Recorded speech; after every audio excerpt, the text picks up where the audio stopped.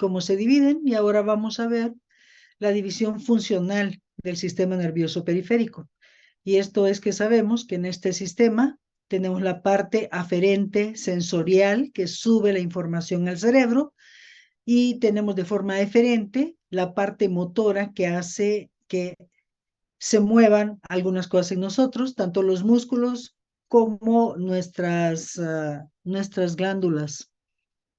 Y tenemos una parte somática y una parte autónoma. Una parte somática que va con los impulsos hacia el músculo esquelético y una parte autónoma que se encarga de la parte simpática y parasimpática, que recibe el impulso y con ganglios autónomos al músculo liso, cardíaco y las glándulas.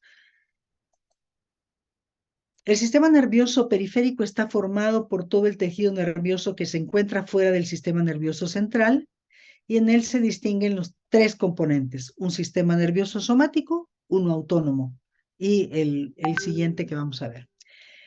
El primero está formado por neuronas que reciben información de los receptores somáticos, fundamentalmente los órganos sensoriales y neuronas que llevan la información hacia el músculo esquelético y el funcionamiento es voluntario.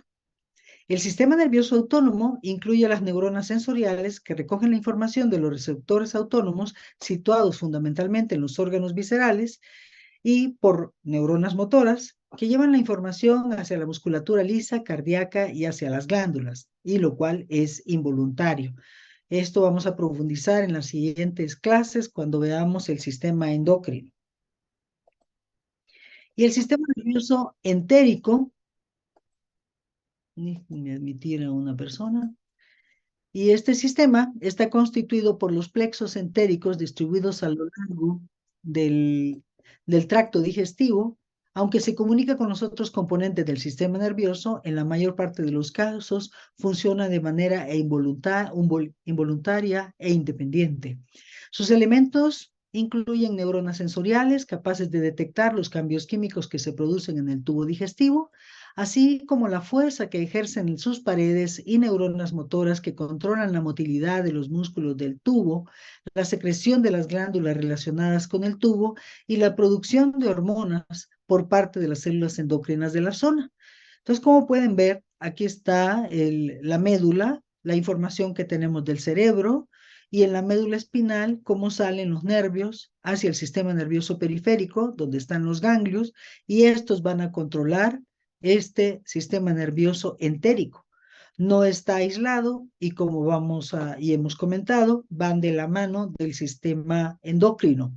Así que las hormonas van a regular absorción intestinal, van a regular nuestro sistema gastrointestinal y por tanto está de la mano del sistema nervioso.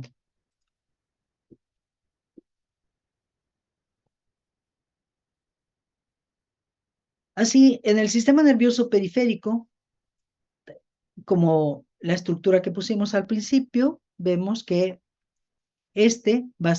se divide en somático y autónomo, y vemos aquí el somático que se transmite la información sensorial del cuerpo, pues vemos todos los nervios que tenemos y que esto está transmitiendo en todo momento la información sensorial a nuestro cerebro y comprende todos los nervios, nervios motores y los nervios mixtos que le están llevando la información al cerebro.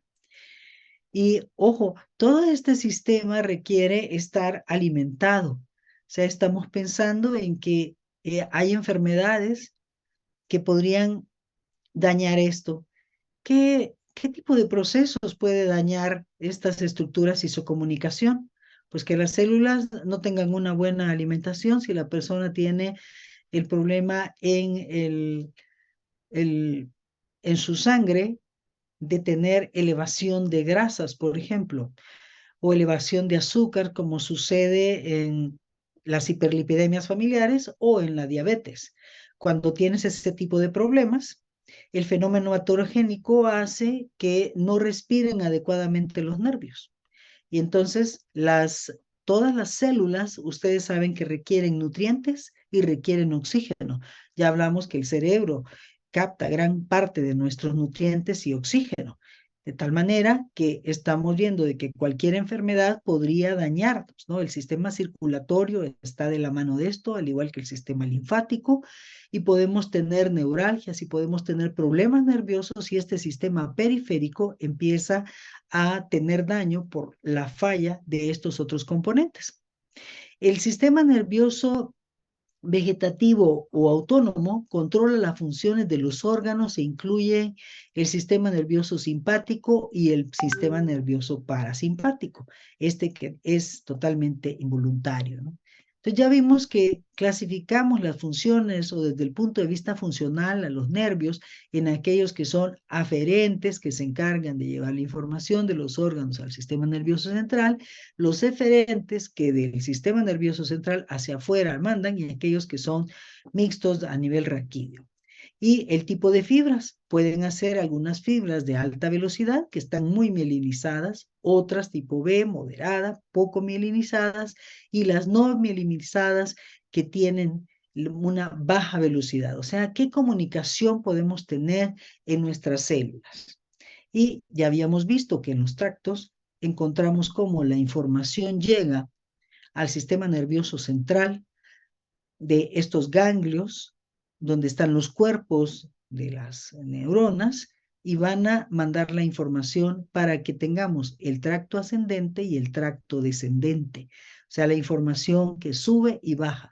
En los tractos ascendentes o sensitivos, tenemos el espino talámico lateral que lleva la información del tracto grueso, dolor y temperatura, tracto espinotalámico anterior que lleva la información del tracto grueso y presión, fascículos gracilis o de Gall, cuneiforme de Burchard, que llevan información del tracto fino, de la sensación consciente de posición, de movimiento de las diferentes partes del cuerpo, lo que te da las articulaciones, que le llamamos sinestesia, el tracto espinocerebeloso, que lleva la información sobre la sinestesia o cómo estamos de manera subconsciente.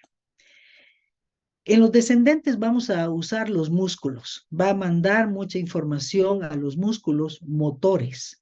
Es un tracto córtico-espinal lateral que son responsables del movimiento voluntario de las manos, los pies, los dedos y son vías contralaterales, o sea que tenemos de los dos lados.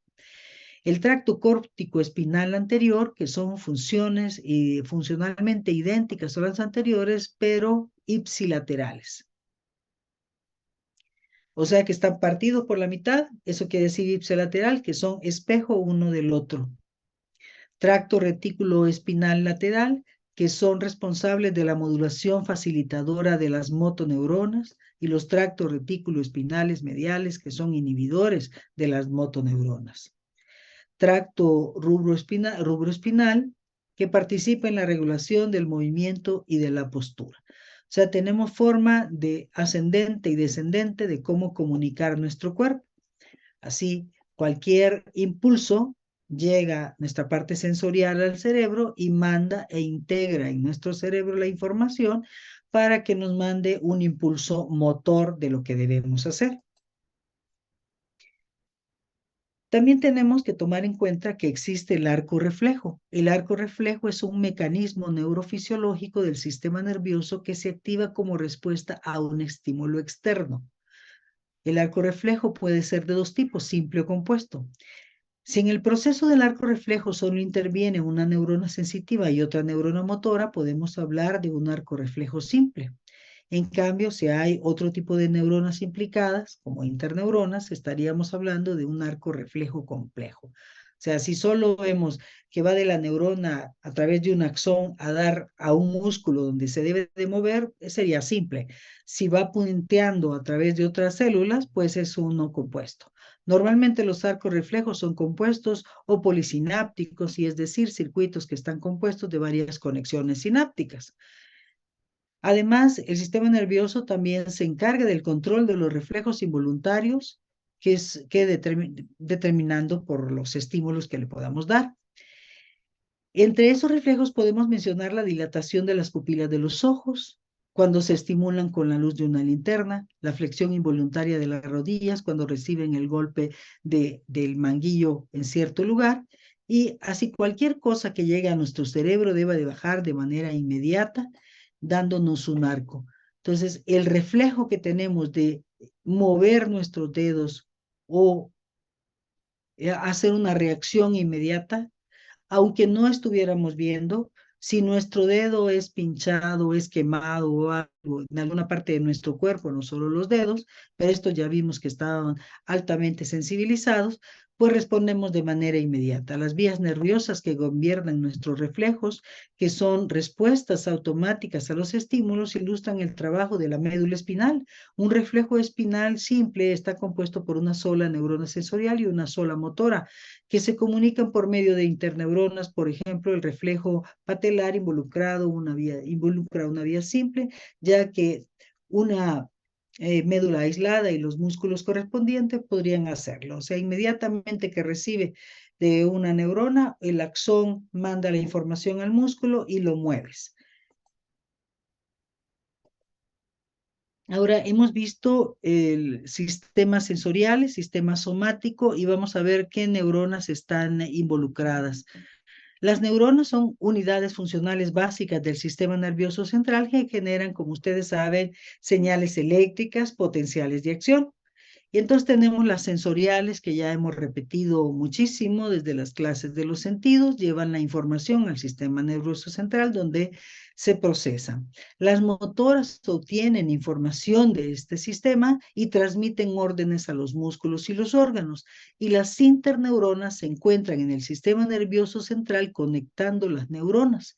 Este tipo de neurona recibe información, ya sean sensoriales o interneuronales, y la transmiten esta información a otras neuronas, o sea, amplificando y llevando la información lo más rápido posible.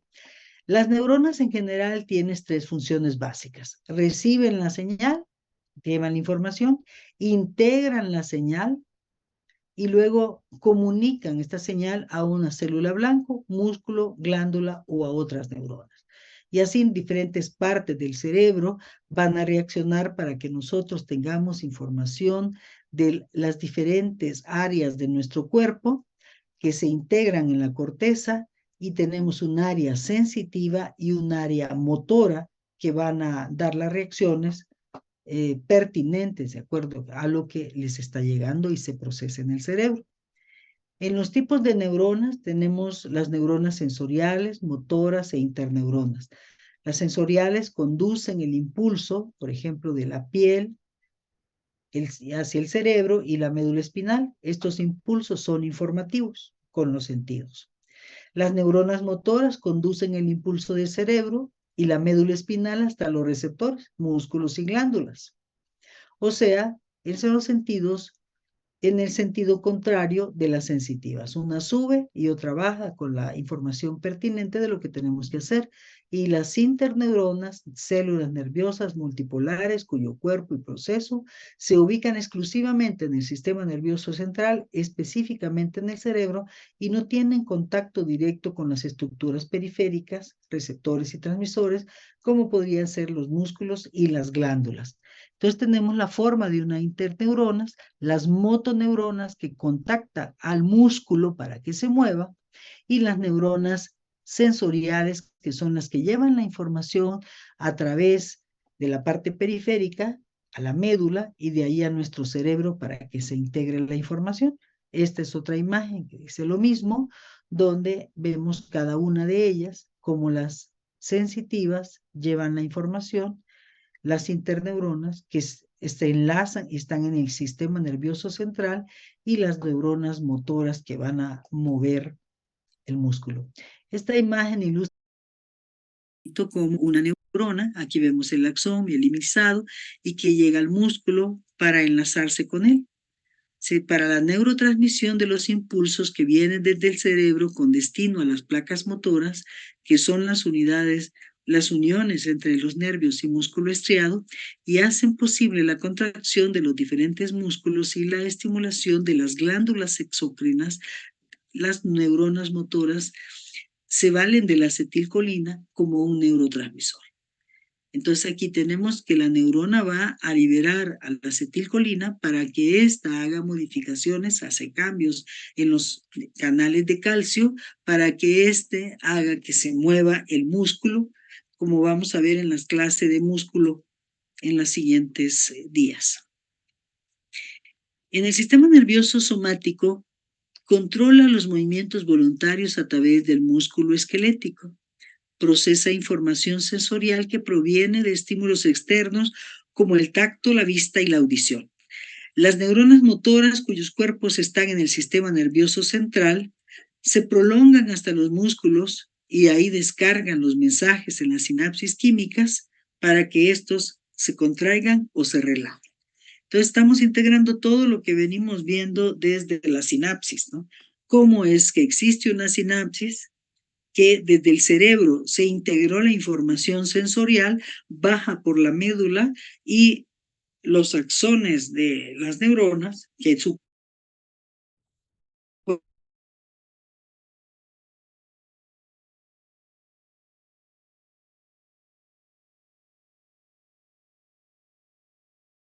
relajación o la contracción de un músculo. En el sistema somático tenemos la vía motora y somatosensorial. Hay 3 tractos importantes desde el punto de vista clínico para la función motora y somatosensorial para el cuerpo. Uno motor y 2 sensoriales, abarcan el cerebro, el tallo encefálico y la médula espinal. Motor, como su nombre lo indica, los tractos córtico-espinales envían la información motora a la corteza de la médula espinal. Y sensoriales, los tractos anterolaterales o espinotalámicos y la vía de la columna dorsal posterior, llevan aferencias sensoriales desde la médula espinal hacia el cerebro por medio del tallo encefálico.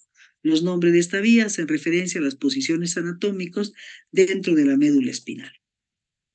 Entonces, nosotros tenemos el sistema que ya vimos, aferente, que es ascendente, donde a través del estímulo se manda la información por los nervios hacia el cerebro, vía la médula espinal, pasa por el tálamo, llega a la corteza de nuestro cerebro, se integra y este manda una señal eferente a través de la médula espinal para que éste tenga un movimiento del músculo. Los nervios somáticos son muy específicos y como había mencionado, cuando los médicos te van a dormir, toman en cuenta la posición de los nervios y los lugares a que ellos están atendiendo. Los nervios craneales somáticos que contienen componentes somáticos eferentes son el 3, el 4, el 6 y el 10, que ya habíamos visto que el 3 es el oculomotor, el 4 es el troclear, el 6 es el abducente y el 12 es el hipogloso. Todos los nervios raquídeos, que son 31, tienen componentes somáticos en la porción anterior y todos estos nervios hacen sinapsis en los músculos esqueléticos efectores. Aquí vemos como cuando un nervio se ve afectado, por ejemplo estas del oculomotor, miren cómo dependiendo del efecto que tenga en el par correspondiente, los ojos van a tener un cambio, nos va a dar un aspecto clínico muy claro de que hay un nervio que está afectado. Y esto es lo que tienen registrados los médicos, los neurólogos cuando nos evalúan, de tal manera que pueden saber con claridad cuál nervio se está viendo afectado. En el sistema nervioso autónomo, que es la comunicación también con nuestras glándulas, tenemos otras divisiones. El sistema nervioso vegetativo autónomo también se llama neurovegetativo o involuntario y regula y coordina las funciones que son involuntarias, inconscientes y automáticas.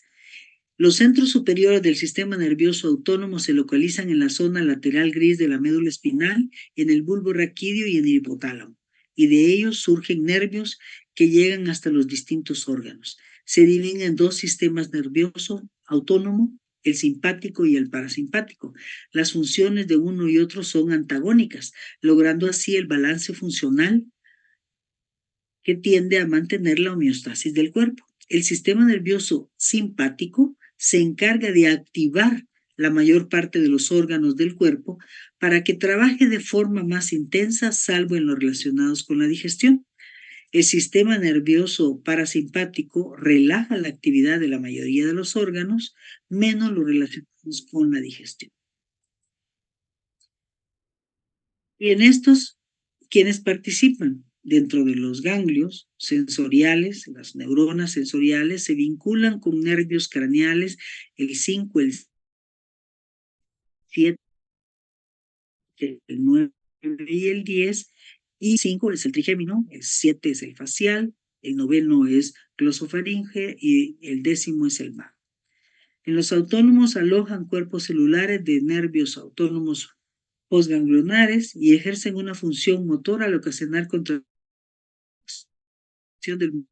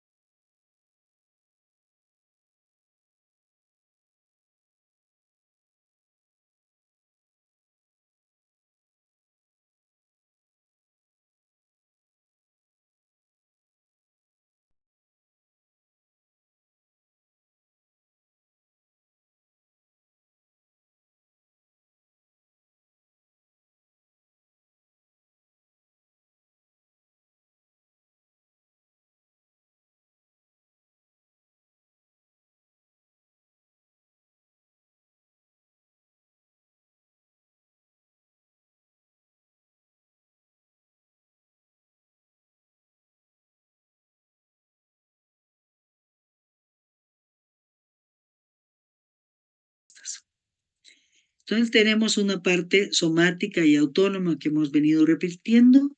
La somática proporciona el impulso motor esquelético y lo autónomo va dirigido al músculo liso de las vísceras, músculo cardíaco y células secretoras de glándulas endócrinas y exócrinas. Entonces, a lo largo de nuestra columna, con la información que viene de nuestro cerebro, todo parte de nuestro sistema nervioso central, vemos que tenemos un sistema nervioso periférico. Lo hemos clasificado en central y periférico, pero pues vemos que son cables de lo mismo. Todo está integrado en nuestro cerebro y toda esta conexión le va a dar información y el cerebro va a decir qué hacemos, ¿no? Entonces tenemos la parte simpática que se origina en la médula toracolumbar y dice de la T1 a la D. O sea que aquí dices en la parte torácica, sí, a la parte lumbar va a estar controlando la parte del sistema nervioso simpático. El sistema nervioso parasimpático se origina la información desde el encéfalo, del cerebro, y los segmentos sacro de la médula espinal S2 y S4, o sea, hasta aquí abajo. La parte sacra es la que va a estar coordinada y con impulsos que vienen desde el cerebro. Entonces, vemos aquí a todos nuestros órganos y vemos los colores en azul y en amarillo del sistema simpático que activa y parasimpático que relaja. Entonces vemos cómo en los pares craneales puedes ver cómo el ojo y algunos otros órganos como el corazón, el hígado, el páncreas, van a tener cambios de acuerdo al sistema parasimpático y activaciones del sistema nervioso simpático que están en azul. O sea, que todos los órganos están controlados por ambas vías y no están las dos a la vez funcionando. A través de los estímulos de nuestro cerebro, la temperatura del cuerpo, el sistema endocrino, nuestro sistema circulatorio, nuestra presión arterial, todo esto está controlando y se está sensando en el cerebro, en el tálamo y en el hipotálamo. Y de ahí bajan todas esas sensaciones que van a ir activando en tu cuerpo a que los órganos estén más o menos activos.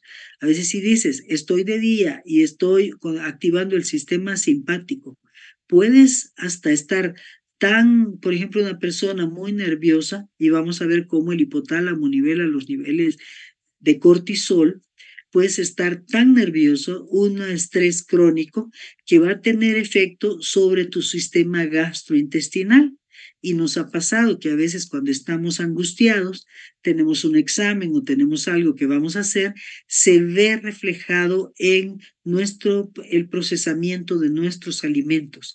Sentimos que el estómago está revuelto, que tarda más en procesarse el alimento, que tenemos ganas hasta de vomitarnos y tiene que reaccionar nuestro hígado para ver qué sustancias necesitan para mantener el control. A veces si tomamos muchos líquidos o tomamos alcoholes, el riñón tiene que responder y todo esto está regulado por nuestro sistema nervioso. Entonces, cuando veamos cada uno de los órganos, así como cómo responde el músculo, cómo es el sistema endocrino y cada uno de estos, como el sistema renal, que también lo vamos a ver en la clase, vemos que todo y recordaremos esta imagen donde todo está controlado a través de los nervios. Si nosotros agarramos el riñón y lo estudiamos y lo exploramos, al igual que el hígado o el páncreas o el mismo corazón o los pulmones, vamos a ver que tienen un funcionamiento, que es lo que vamos a ver en clase. Pero todo esto está regulado por el sistema nervioso simpático y parasimpático. Y esto depende, como les decía en clase anterior, del nivel de mielinización que puedes tener en las conexiones neurales para que des una respuesta rápida o adecuada a cada uno de los impulsos, a la información que le manda a tu cerebro. Imagínate que cuando tienes algunos padecimientos, empiezas a mover las piernas de manera involuntaria, como cuando pasa con el Parkinson, ¿no? En la vejez hay personas que empiezan a tener ese tipo de problemas. Si ves que puedes tener el conocimiento de tal vez una abuela que empieza a ver que la mano le mueve, ¿no? Está totalmente brincando, otros tienen problemas en los pies y dices, ¿qué es lo que perdió? El control y el tono de ese músculo. El tono es que se mantiene, quiere decir que es para mantener el tono muscular que estás en el borde de la relajación y la contracción. Así se mantienen nuestros músculos, como a la expectativa de que los movamos. Y les decía, el sistema nervioso controla que tú puedas mover los músculos y lo puedes practicar con tu cara. Tú mueves las cejas hacia arriba y verás cómo se empiezan a mover los músculos que están en tu frente. Entonces te mueven las cosas. Si te inyectas Botox ya no se mueve, ¿sí? Entonces tú te sueltan la cabeza, o sea, empieza la persona a sentir relajado porque el nervio soltó al músculo y empiezas a sentirte perfectamente bien respecto de tu cuello. Entonces, hay muchas cosas que debemos de conocer para inferir cómo se utilizan en determinadas enfermedades o cómo al revisar un órgano, como lo vamos a hacer en las siguientes clases, tenemos que integrar que estos sistemas nervioso está controlando nuestro cuerpo. Así el sistema parasimpático, aquí vemos el sistema parasimpático y simpático, está en nuestro cerebro, en nuestra columna, y vemos cómo hay puntos específicos de nervios específicos que van a controlar cómo el sistema parasimpático contrae la pupila. En contraparte, el sistema simpático dilata la pupila. En el parasimpático estimula la salivación y reduce el latido cardíaco.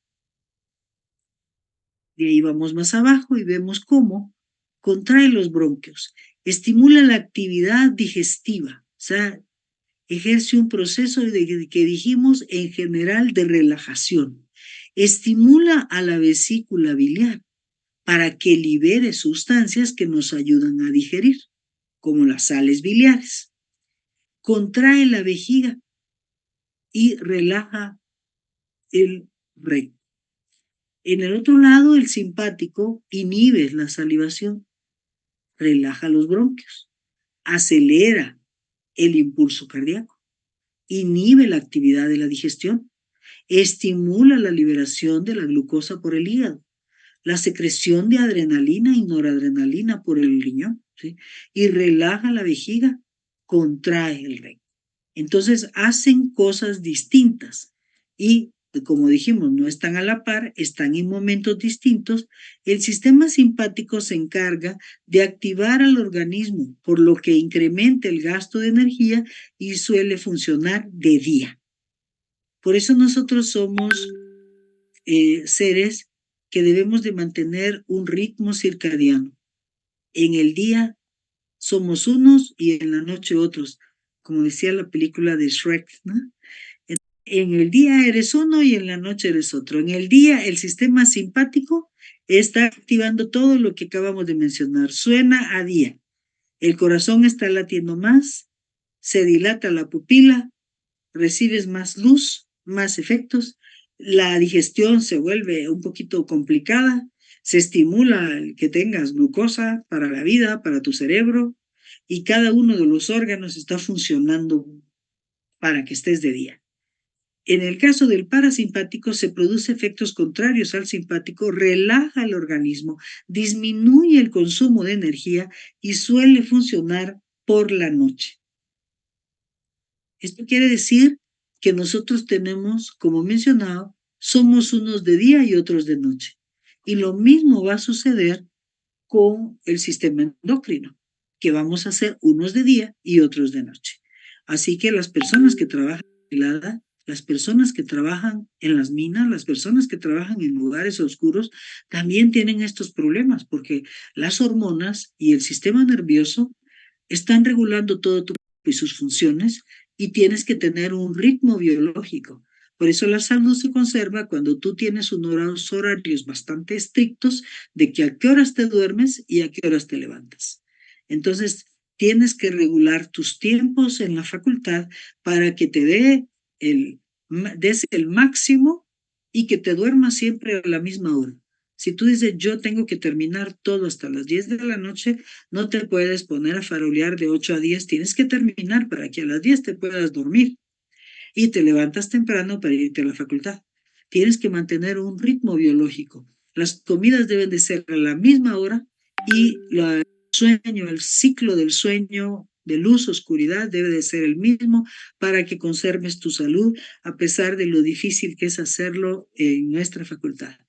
Pero yo también estudié en la facultad y es muy complicado, pero si te haces la disciplina de dormirte a la misma hora, verás que al final vas a poder controlar muy bien tus horas de estudio si mantienes un horario estricto y la conciencia de que tienes que dormir, porque si no duermes, no vas a mantener tu estado de salud adecuado que te permita también estudiar de forma adecuada. Esto es lo de los nervios que ya habíamos visto, no sé por qué aparecía eso ahí. Y finalmente ya vimos que las células en nuestro sistema nervioso central estaban formando estas empalizadas, los axones, los nervios y cómo se llamaban. Esta es la misma imagen que vimos al principio de cómo está dividido estructuralmente el sistema nervioso central. Pero si integramos todo en esta imagen, podemos revisarlo todo en una sola, que dices el sistema nervioso. De acuerdo a su posición o estructura, tenemos una parte central y una parte periférica. En la parte central vimos que el encéfalo y la médula, con las diferentes porciones que tiene el encéfalo y las diferentes porciones de nuestra médula. De ahí tenemos la parte periférica con ganglios y nervios, los 12 nervios o pares craneales que provienen del encéfalo y los 31 nervios o pares raquídeos procedentes de la médula espinal. Después, de acuerdo a su función, como acabamos de mencionar al principio de la clase, tenemos una parte somática y una autónoma. La somática principalmente mueve el músculo estriado, realiza el control de las funciones voluntarias, las que permiten al organismo su relación con el medio externo. Una parte motora y una parte sensitiva integran esto y movemos nuestro músculo, que es el consumo, que consume el 80% de todos los energéticos que nosotros tomamos. O sea, nuestra alimentación va dirigida a poder mantener nuestro músculo. En cuanto al sistema autónomo, vemos que aquí se encarga de mover músculo liso y cardíaco, realiza el control de las funciones involuntarias que permiten la regulación del medio interno o la adecuación del medio interno frente a estímulos del medio ambiente. Y tenemos ahí la parte visceral vegetativa, donde está la parte simpática y la parte parasimpática, que integran también motor y sensitiva. Y de estas tenemos de alerta, donde está el tronco lumbar en las, como vimos, en nuestras vértebras de la T1 a la parte torácica y lumbar, y el parasimpático en el sacro, ¿sí? Desde el cráneo al sacro.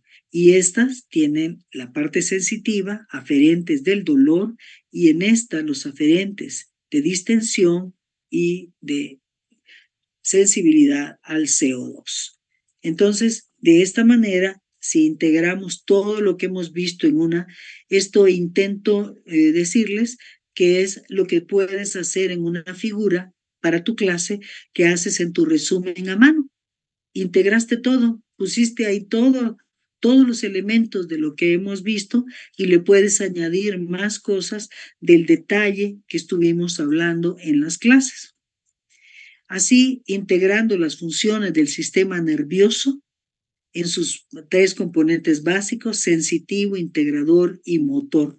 Sensitivo, los nervios sensitivos captan la información del medio interno y externo del cuerpo y los conducen al sistema nervioso central a través de la médula espinal y el cerebro. La función integradora, la información sensitiva que se lleva aquí es procesada e interpretada y toma en cuenta nuestras experiencias previas para tener finalmente la percepción de todo lo que estamos recibiendo. Por eso la edad ayuda, por eso los niños tienen que ser normalmente ayudados, dirigidos hasta que va madurando su cerebro y pueden percibir muy bien las señales de cosas de peligro. O sea, a un niño le tenemos que enseñar que hay cosas que no debe de hacer, que se puede cortar con un cuchillo, cómo debe de agarrar los cubiertos y nos van enseñando poco a poco cómo cuidarnos para que en el cerebro tengamos tanta información que la podamos integrar. En las funciones motoras, los nervios que conducen la información del sistema nervioso central hacia los músculos y glándulas llevan información desde ahí hacia nuestro cuerpo. Entonces, todas las señales sensitivas de nuestra posición, del ambiente, de la temperatura, todo este sistema sensorial manda la información a nuestro cerebro que la integra y decide cómo mover los músculos, el sistema somático, motor de nuestro cuerpo. Y el autónomo, que lo divides en simpático y parasimpático, que es el día y la noche, y cómo regulan nuestros órganos para que todos funcionen adecuadamente, para que sigamos respirando, para que hagamos todas las sin que nosotros estemos preocupados de que una de ellas no va a ser relacionada adecuadamente con la información que le mandamos al cerebro.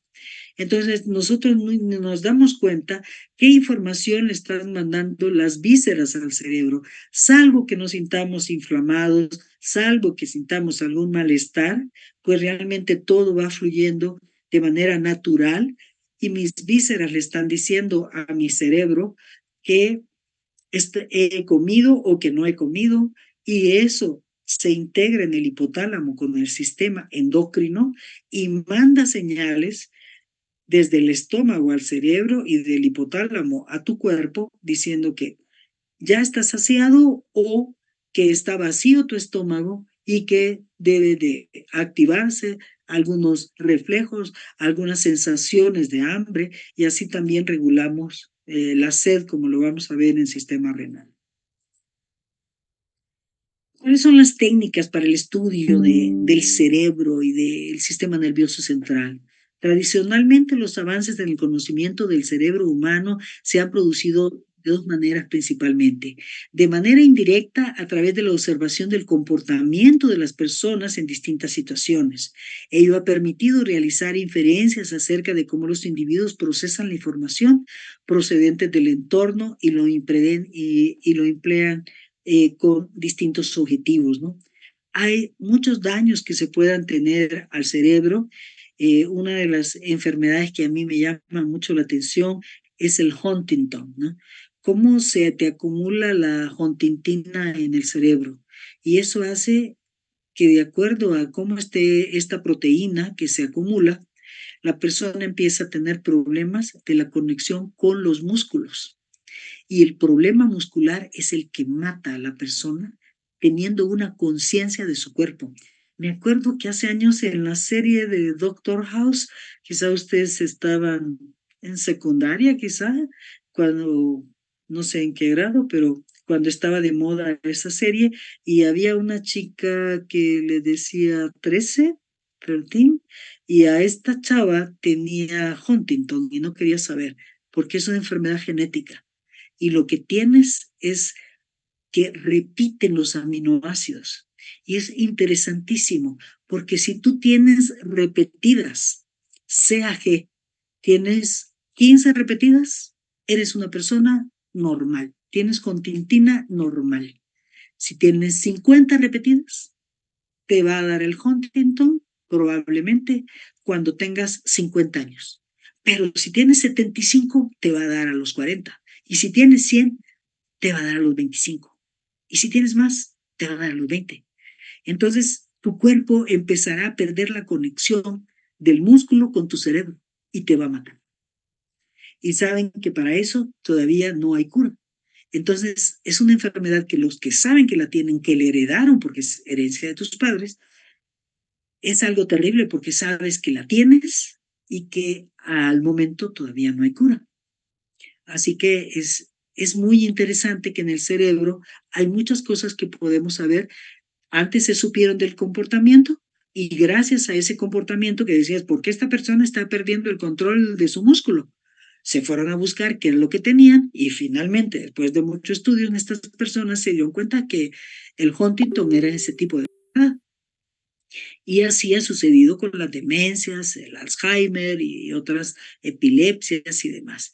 De manera indirecta, el examen post-mortem de estas personas, con o sin patología, así como el análisis clínico, consecuencias derivadas del daño cerebral adquirido, por ejemplo, la secuela de una lesión o un tumor, ello permite o ha permitido establecer relaciones entre las estructuras del sistema nervioso con la capacidad de las personas. Sabemos que hay tumores que están en una región que la persona pierde el habla.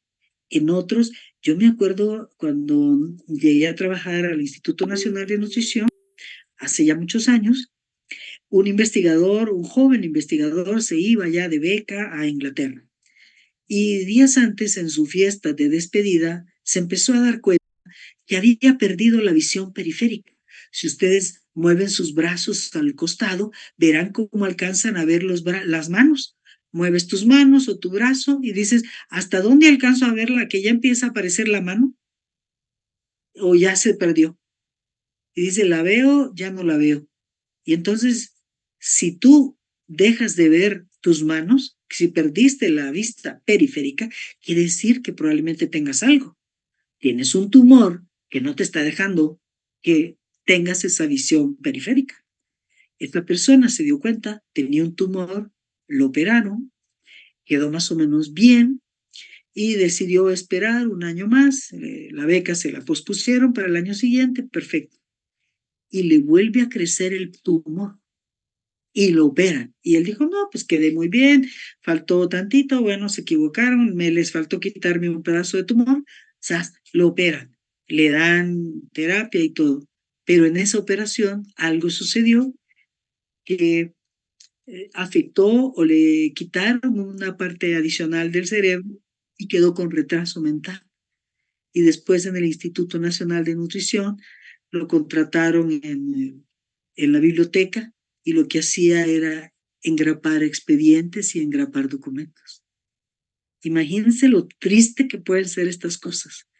y fue objeto de estudio en el instituto, ¿no? O sea, dices, realmente estas cosas son muy importantes y tiene un campo para el desarrollo de nosotros en el área farmacéutica y en el área de diagnóstico clínico. Es muy importante nuestro trabajo porque es el laboratorio clínico el que hace, junto con la imagenología, la integración de los datos y obviamente la parte de investigación se hace en laboratorios, ¿no? Entonces esto es maravilloso entender y la semana pasada salieron lo que creo haberles comentado de ya los trasplantes para personas de pedazos de cerebro para personas con Alzheimer, ¿no? Entonces ustedes verán un futuro muy promisorio en estas cosas del cerebro, que es interesantísimo. Podríamos abarcar otras cosas, sobre todo lo que les puse de las diferencias entre hombres y mujeres. Son temas hermosísimos que no nos da tiempo en la clase, pero que creo que el cerebro es algo verdaderamente interesante para estudiar y desarrollarnos. De estas técnicas tenemos el PET en la UNAM. Déjenme ver si para estas técnicas tenemos la neuroimagen. La neuroimagen o la formación de imágenes cerebrales es el uso de diversas técnicas para obtener una imagen directa o indirecta de la estructura, función o por farmacología del sistema nervioso. Es una disciplina relativamente nueva dentro de la medicina, la neurociencia y la psicología.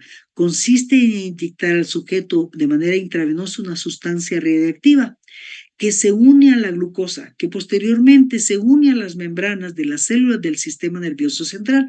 ¿Por qué la glucosa? Porque todas las células comen la glucosa. O sea, todas las células necesitan glucosa. Los radioisótopos más empleados usan el flúor 18, carbono 11, nitrógeno 13, oxígeno 15 y la producción de radionúclidos se lleva a cabo en un acelerador llamado ciclotrón. En la UNAM tenemos el PET, que es esa técnica, el potenciador de positrones, y vemos cómo esta es imagen real de la Facultad de Medicina, que son nuestros vecinos, y podemos ver cómo da la imagen del cuerpo entero. Te meten a esta cámara, a este lugar donde te acuestan acá, entras, y este instrumento mide la radiación y te dan un compuesto que lo hace el departamento de radiofarmacia que está ahí junto.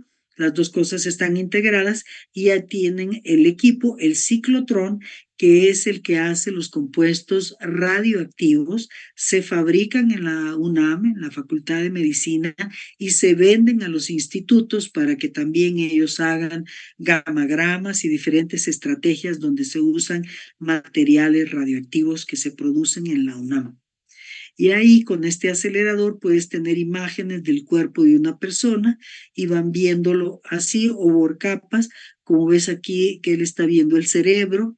Entonces puedes tener la imagen de la persona de manera completa o los órganos y van capa por capa evaluando qué es lo que le pasó al sujeto. Así es que la UNAM vende este servicio. Eh, hace un tiempo, hace como 5 años, 4 quizá, me hicieron a mí uno y no duele, te inyectan la glucosa radioactiva y te acuestan y tienes imagen de tu cuerpo completo y buscan dónde tienes puntos de crecimiento de tumores y te buscan en todo tu cuerpo. Una evaluación de esas costaba hace como 4 o 5 años para personal UNAM costaba 15,000 pesos. Entonces, se imaginan ustedes, pues, que son estudios no tan baratos, no tan caros, pero para pacientes con cáncer o con alguna otra información que se requiera del sistema nervioso, pues está padrísimo porque ves el cuerpo de la persona y ves los puntos donde hay mayor radiación y puedes ver crecimiento. Por ejemplo, si tiene un tumor que está en la parte de atrás del ovario y no lo alcanzas a ver, pues ahí sale disectado perfectamente, a diferencia del ultrasonido que solo te da una idea de que hay una masa. Con esto puedes saber que dónde está el tumor, cómo está, para que lo puedan tratar. Profesora, Ujú. perdón, pero ¿esa es la tomografía? ¿La que le llaman?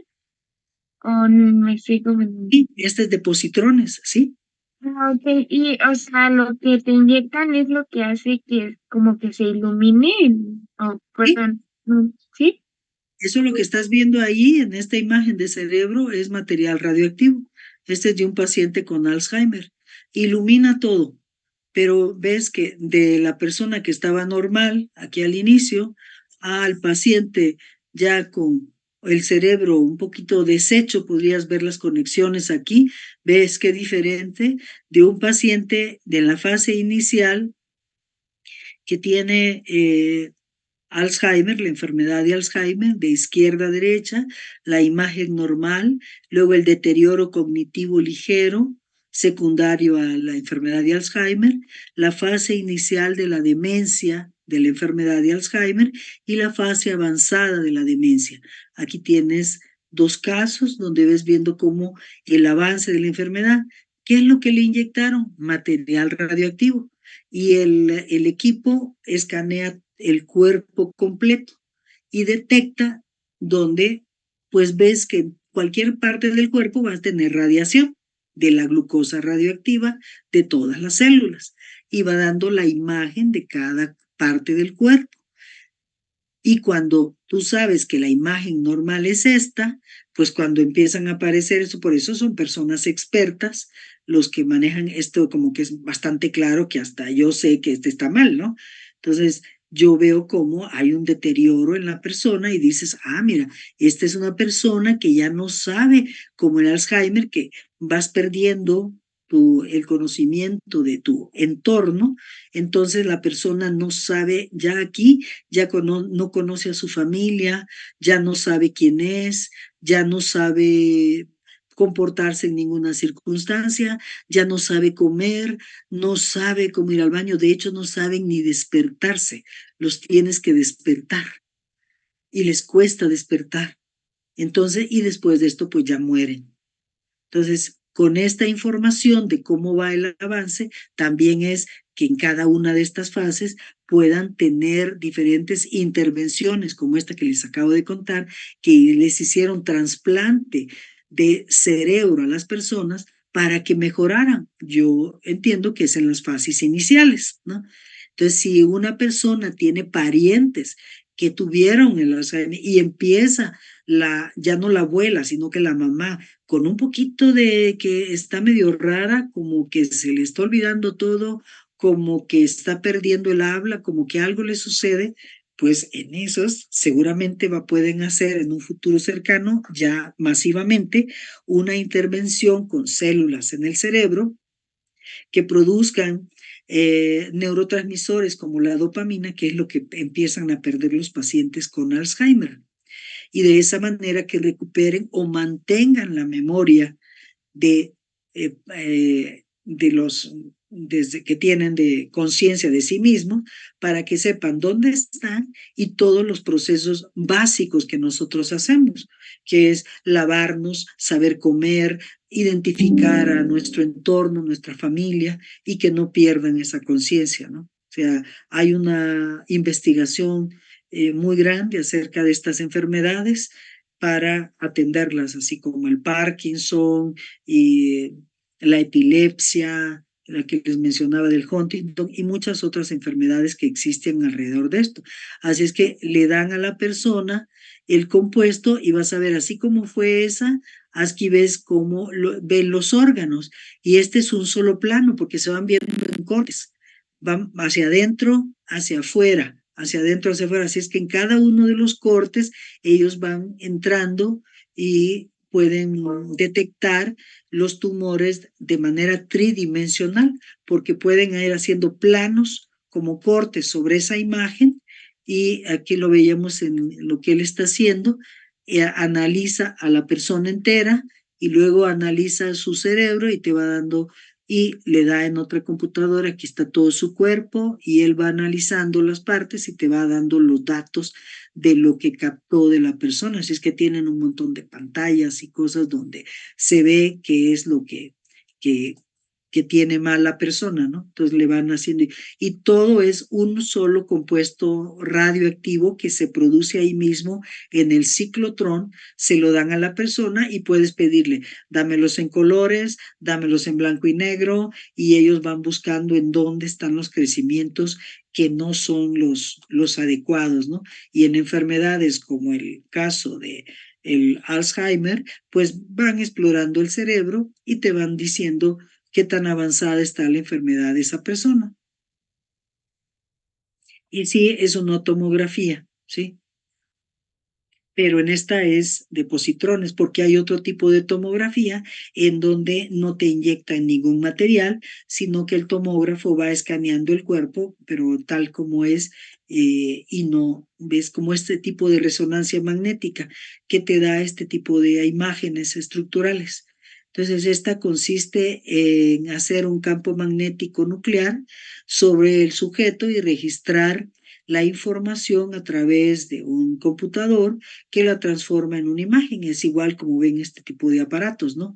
Es una de las técnicas que más se utiliza para obtener una gran resolución espacial, pero acá todas son en blanco y negro. Esto, los expertos conocen la densidad del material y ven en dónde pudiera haber que ya el cerebro está perdiendo una parte y dice, oye, en esta sustancia, ¿se acuerdan ustedes que las neuronas, los cuerpos van por fuera y los axones van por dentro en el cerebro? Aquí es como en la zona donde estaban los cuerpos neuronales, da una imagen de un gris mucho más claro, que indica que aquí hay un daño. Y ellos ya saben, de acuerdo a los nervios, la ubicación, saben si la persona perdió. ¿Se acuerdan atrás? El lóbulo temporal, luego occipital y parietal. Entonces van viendo que en esa zona es de las imágenes, del habla, del aprendizaje, de la memoria. Y entonces saben qué es lo que tiene la persona y lo relacionan con la clínica. Esto puede utilizarse de manera estática y haciendo ver los volúmenes, el espesor, las áreas del cerebro, si hay zonas atrofiadas o tumores, como dinámica, que esta es funcional, muestras de regiones cerebrales implicadas en determinada tarea o hacer espectroscopía del punto exacto donde se quiere evaluar. También se sacan electroencefalogramas donde ponen los electrodos por fuera. Como ven, esto es menos invasivo, es mucho más barato y consiste en la medición de actividad eléctrica refleja del cerebro. Es una técnica poco invasiva, pero de baja definición espacial en la salida de información, ya que por la permeabilidad eléctrica variable del cráneo, esta no siempre corresponde al lugar exacto en donde se produce la actividad neural.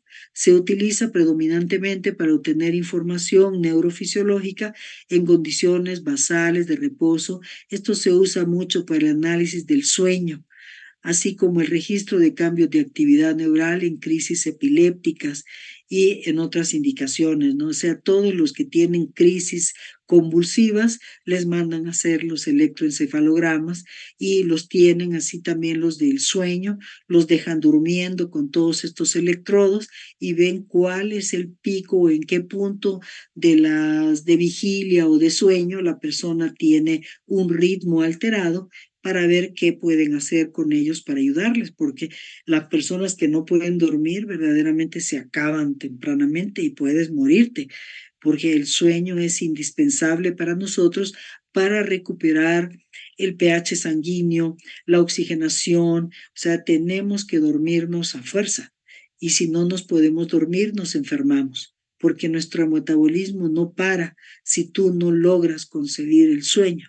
Entonces tienes que dormirte para que disminuya y pueda limpiarse la sangre, pueda expulsar todo lo que no necesitas y descomponer el ácido carbónico de nuestra sangre, poder expulsar eso y metabolizar a través del hígado todas las sustancias que sean de desecho, que también, como vimos, gracias a nuestro sistema parasimpático, nuestro estómago y los intestinos sigan trabajando para que puedas tú tener una digestión adecuada y termines por limpiar tu estómago y tu intestino, la sangre, mantener el pH, la tonicidad muscular, la fuerza e inclusive la tonicidad en las células y la presión oncótica que dan las proteínas en la sangre, y mantener tu presión arterial. O sea, hay muchas funciones que se realizan cuando se llegan al equilibrio cuando estás durmiendo. Así es que es fundamental que la persona duerma. Así que con esto hemos terminado la clase. ¿Tienen alguna duda?